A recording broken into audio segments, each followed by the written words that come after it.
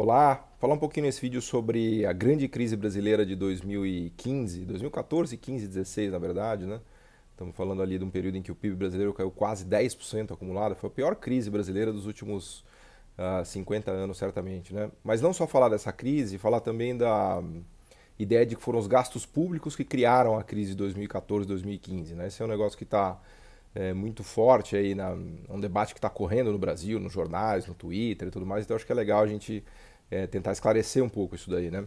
E a tese básica que existe por aí é de que foi o excesso de gastos públicos que criou a crise de 2014, 2015 e 2016, né? Isso não é uma verdade, mas também não é uma mentira, isso é o que a gente chama de uma meia-verdade, né? Existe, obviamente, um elemento aí de gastos públicos, né? Que vem provavelmente da crise de 2008 com mais força, né? Que tem um papel nessa crise, mas não foi o gasto público ou a aceleração do gasto público em si que causou a crise, né? Então vamos lá, vou falar um pouquinho da minha visão do que ocorreu, né? E de por que essa crise aconteceu, né? Para entender isso, a gente precisa lembrar que a economia brasileira estava numa situação extremamente pressionada ali em 2013 e 2014, né?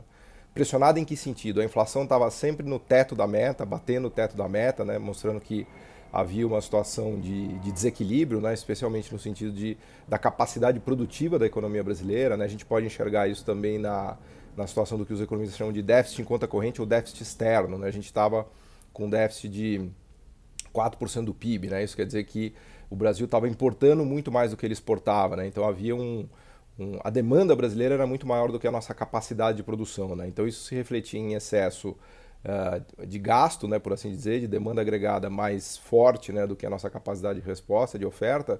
Isso aparecia do lado externo, com a gente importando muito mais do que a gente exportava, né? Não em termos nominais, mas em algum momento ali a nossa balança comercial zerou até em 2014, 2015, não me lembro exatamente, né? E a gente tinha principalmente um déficit na balança de manufaturas, né? Porque a gente importa muito bem manufaturado e importa muito bem manufaturado e exporta muito bem muita commodity, né? Então havia essa pressão, o mercado de trabalho brasileiro estava muito pressionado, né? Que é uma notícia boa porque todo mundo tinha emprego, os salários estavam subindo, mas economista tem esse jargão, né, de falar que o mercado de trabalho estava pressionado demais e de fato isso estava provocando pressões inflacionárias, né? A inflação de serviços corria a 6% ao ano, claramente acima da meta de inflação e numa situação, enfim, que exigia cautela, né? Tudo que a gente não quer é que a inflação volte, né? Bom, nesse contexto, eu acho que o governo Dilma cometeu. O problema é que o governo Dilma cometeu erros ali em 2013 e 2014, a meu ver, que foram problemáticos, e depois, para corrigir esses erros que ela cometeu erros ainda mais graves, né? Então, eu vou falar um pouquinho disso e é assim que eu gosto de explicar essa crise de 2014, 15 e 16, né? Então, para segurar essa inflação que vinha acima do centro da meta e sempre batendo no teto, o governo Dilma I usou uma estratégia extremamente arriscada, né, a meu ver, que não faria de jeito nenhum, que foi represar preços públicos. Então, eles seguraram o reajuste do preço da gasolina, da energia elétrica, ficou lá embaixo, né? O preço da energia, tarifas de ônibus, me faz lembrar até aquela entrevista que o Fernando Haddad deu para a revista Piauí, em que ele comentava que foi lá conversar com a Dilma, assim que ele ganhou a eleição da prefeitura, e a Dilma falou: Fernando, vê se você consegue segurar lá as tarifas para não ter reajuste e tal, para ajudar no controle da inflação. E aí o Fernando Haddad coloca nessa entrevista, acho que é um texto dele na Piauí, ele coloca: bom, saí da conversa com a Dilma pensando que se para controlar a inflação no Brasil a gente dependia de segurar a tarifa de ônibus em São Paulo, que a situação realmente estava crítica, né? Pois bem, então a economia vinha aquecida, o gasto público continuava forte, né, vinha sendo praticado e ele foi acelerado especialmente depois da crise de 2008, né, como uma tentativa de resposta, né, àquela implosão que a gente viu da atividade econômica mundial e no Brasil, com bancos públicos também, com BNDES, com taxa de juros baixa, que acabou provocando o que eu chamo de uma onda de bolha de crédito no Brasil, né? A gente teve uma expansão de crédito muito forte, com gasto público também forte, tanto em investimento. O PAC acho que teve o auge ali com 2% do PIB, se a gente somar Eletrobras, Petrobras, vai a quase 3, 4, né? Então havia um estímulo de demanda, né? A economia estava bem estimulada, né? E isso provocou pressão, né, de demanda, os preços começaram a se comportar acima aumentar acima do centro da meta, os salários também estavam subindo e a gente estava com todos os canais de demanda estimulados, né? O que quer dizer isso? Que o consumo estava se expandindo, o investimento em infraestrutura do governo estava se expandindo, o gasto do governo, o gasto público estava se expandindo, é, A parte externa também estava relativamente bem, né? A gente tinha investimento tanto na parte imobiliária aqui quanto de infraestrutura, né? Enfim, a economia estava pressionada, operando pressionada, e a Dilma tentando segurar isso daí com... É curioso até, porque logo no início do governo Dilma I, ela fez um ajuste fiscal, né? Ela tentou colocar medidas ali de contenção fiscal, mas depois, de fato, ela abriu mão no FIES, vários programas sociais que estimularam muito a demanda da economia, né?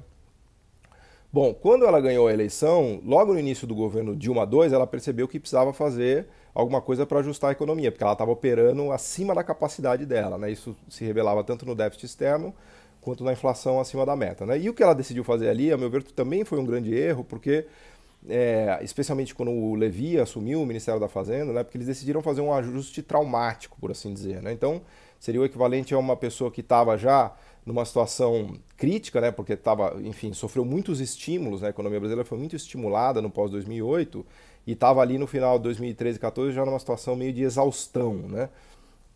E aí o ajuste do Dilma II foi muito traumático no sentido de fazer exatamente o contrário do que ela tinha feito de uma vez, né? Até para lembrar uma piada sem graça do amigo meu, fez o ajuste de uma vez, né?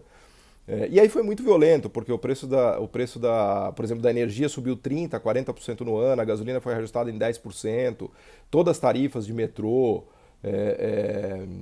de ônibus, tudo foi reajustado de uma hora para outra, a inflação explodiu em 2015, né, o IPCA foi a 10%, o Banco Central já vinha subindo juros a partir de 2013 e 2014, porque obviamente a inflação estava dando sinais de acelerar muito, né, já estava sempre no teto da meta.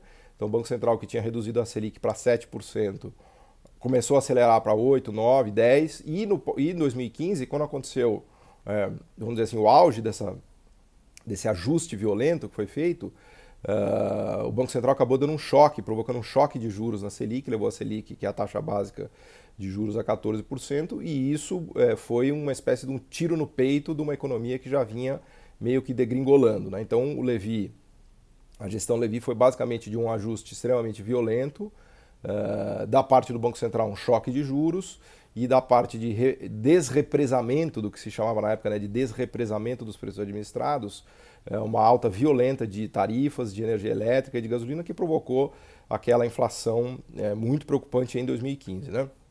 Para complicar as coisas lá fora, desde 2014 o cenário externo se agravou um pouco com desaceleração de China, o preço das commodities caiu, que é o que o Brasil exporta muito, né? Então houve praticamente um derretimento do preço de commodities, com o minério de ferro vindo abaixo de $40, a gasolina que estava 120 caiu para 50, então teve uma espécie de uma tempestade perfeita ali naquela virada de 2014, 2015 em relação ao preço de commodities e cenário externo, né? E esse choque que deram, que o Dilma II fez na economia, foi muito violento, muito violento.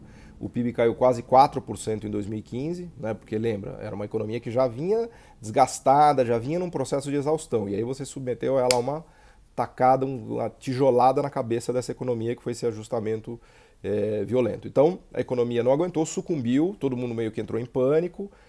O dólar também, aqui no Brasil, o valor do dólar subiu muito, foi a R$ 4,25 por conta dessa queda de preço de commodities que a gente exporta e por conta do déficit externo, né, que é da necessidade que a gente tinha de atrair recursos para financiar o nosso buraco externo, né, o déficit enquanto a gente estava em 4% do PIB.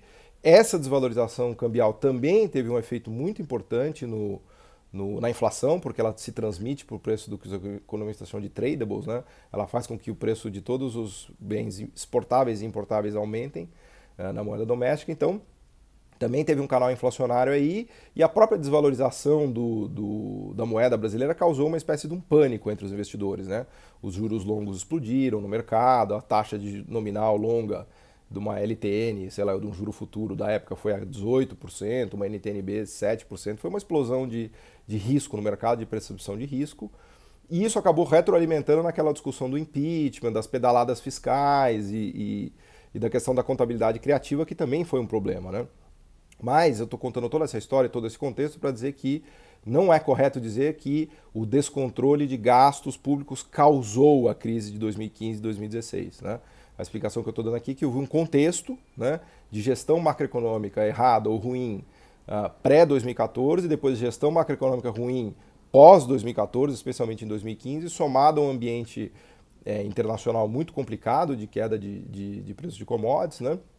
Numa economia que vinha crescendo com um motor de crédito, principalmente, né? Com um câmbio muito apreciado, sobrevalorizado, que eu acho que é um negócio que não pode deixar acontecer, né? O real veio para 1,50 de novo, né?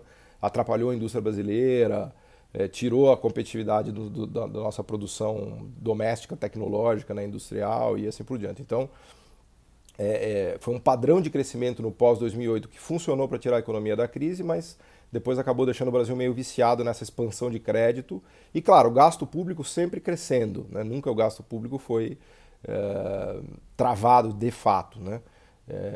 Então, essa coisa da expansão do gasto público é um componente dessa história toda, mas está longe de ser o componente que causou a crise de 2015, né? Então, tem um debate muito pobre aí correndo, de vários artigos, né? Tem artigos muito bons de economistas mais, principalmente os heterodoxos, né? E artigos muito pobres de ortodoxos querendo dizer que foi o descontrole do gasto público que criou essa situação no Brasil, né?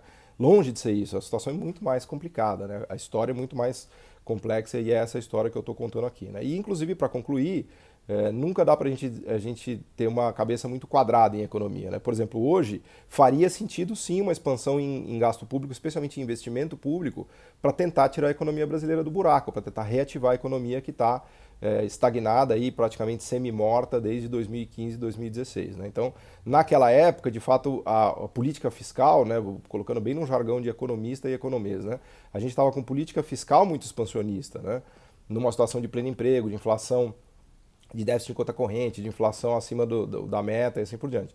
Agora a gente está numa situação contrária, a gente está com praticamente conta corrente zerada, economia estagnada, inflação abaixo do centro da meta há 3 anos seguidos, então faria todo sentido agora usar uma política fiscal, especialmente em infraestrutura expansionista, além de cortar os juros, que é o que está sendo feito, que eu acho correto, né? Então, isso aqui é uma tentativa de explicar em 12 minutos, né, um tema bastante complicado, que é a grande crise brasileira de 2014, 15 e 16, mas eu acho, enfim, acho que é uma discussão da maior relevância, inclusive para a gente aprender com os erros, ver o que a gente fez de errado, consertar e tocar a bola para frente, né? O problema hoje é que a gente está com o debate interditado, a gente está traumatizado, então parece que foi o gasto público que criou toda a crise. Então basta não fazer gasto público que está tudo resolvido, né? E aí o Papai Noel vai trazer uma bicicleta para você, porque as coisas não são assim, são muito mais complicadas do que isso. Tá bom? Obrigado.